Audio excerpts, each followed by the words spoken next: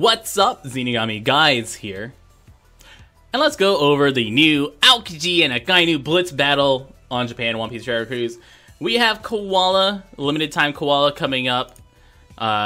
Just want to go over her real quick. She's going to be a fighter captain, 2 times attack boost for fighters, and you have a matching orb, it's a 3.25 times attack boost for fighters. Her special ability will deal quick damage to all enemies, and if they have debuff protection or delay prevention, then she will boost orbs by 2 times for 1 turn and give you fully matching orbs on all your characters. So pretty good character. But what we came here for, Akainu versus Aokiji. So this fight is going to be starting in another 3 hours from the recording of this video. So by the time you guys see this, the event will already have started.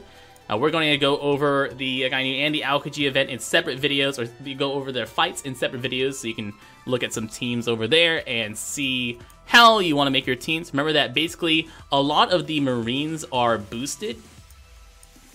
So basically if their Marine characters are boosted is like the short of it. Akainu, Aokiji, Garp, all of them, Hina, whatever. If you click on this yellow button here, it will bring you over to the page. This is your page right here. It has all of your, it has your ID on there, so this is going to be individualized for each person. And because this is going to keep track of your ranking just like any other Blitz battle. There is a community score that's going to be going on. If we get 20 million points and everyone gets 10 gems, at 15 million we all get 5 jewels, no, 5 crystals. Jewels are the round ones. At 10 million we all get a set of rainbow evolvers. 6 million, we all get a set of princess turtles. 4 million, we get large potions. 3 million, we get forbidden tomes. 1.5, we get these fragments. 600,000, we get elder turtles. 100,000, we get berries. We're going to be blowing past all these rewards, I guarantee it. This is just going to be participation stuff. We basically all get this stuff confirmed already.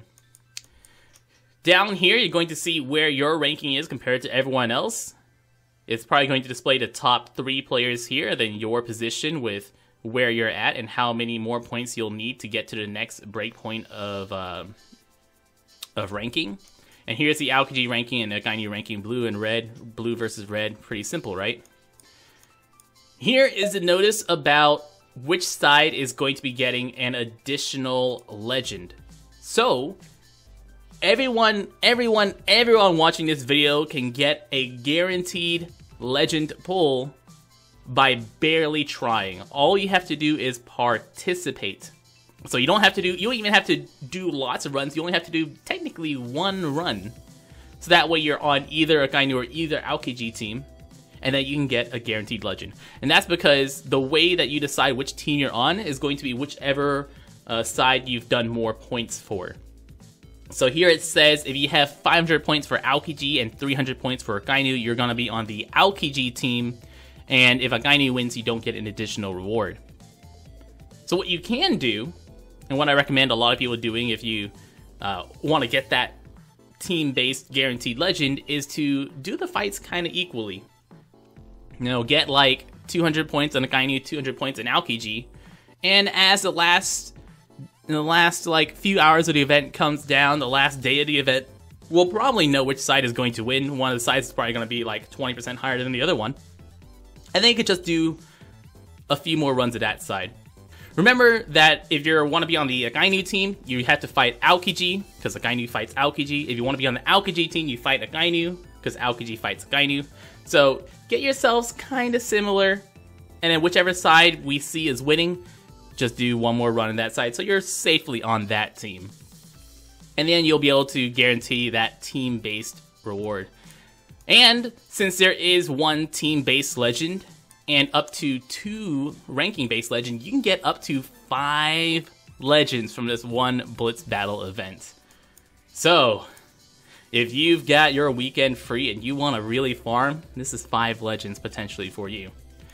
And actually, so first place all the way down to 5,000th place is going to be 2 legends per side. So that's 2 legends for the top 5,000 on Akainu's team, 2 legends for the top 5,000 of Aokiji's team, and from 5,000 to 10,000 is another legend. Is 1 legend. So if you get top 10,000 on both teams, and then you put yourself on a winning team, that's 3 legends for probably not too much work. I imagine if you want to get on the top 10,000 of both teams, that's going to be maybe 6 to 10 hours of grinding, which for 3 legends, not that bad, honestly. If you want to get in the top 10,000 of one team, I'd say that's maybe like 5 hours of grinding for getting the top 10,000. And that's just my ballparking estimate of, depending on how many points boosters you have, or they don't boost points, but how many characters with additional stats and reduced cooldown so you can get your runs done faster. And of course, if you do the higher difficulties, you get more points. The other rewards, first place gets the 2 legends, 50 gems, 10 of each guaranteed skill book, and 2 of each, I want to say those are Princess Tropes, but I honestly don't remember what the last one here is. Second place gets 45, third place gets 40 gems, 9 books, 8 books. The top positions aren't that great rewards, honestly. Like, once you get to the top 10, it's really not that great. Oh yeah, that's right, that too is the 2 legends. You're right. So you get 45 gems, 9 universal skill books, and then the 2 legends. From the top 10 positions, it's really not great rewards. I mean, for how much additional work you have to be in the top 10, you're only really getting maybe 25 extra gems with how much extra time and extra work you have to put into it. So if you can get yourself in the top 5,000, that's it. 3,000 to 4,000 only gets you 5 extra gems and 1 skill book. So you're going to have to do several hours more farming just to get 5 gems and 1 skill book. You're probably going to be spending more gems just to do stamina refills.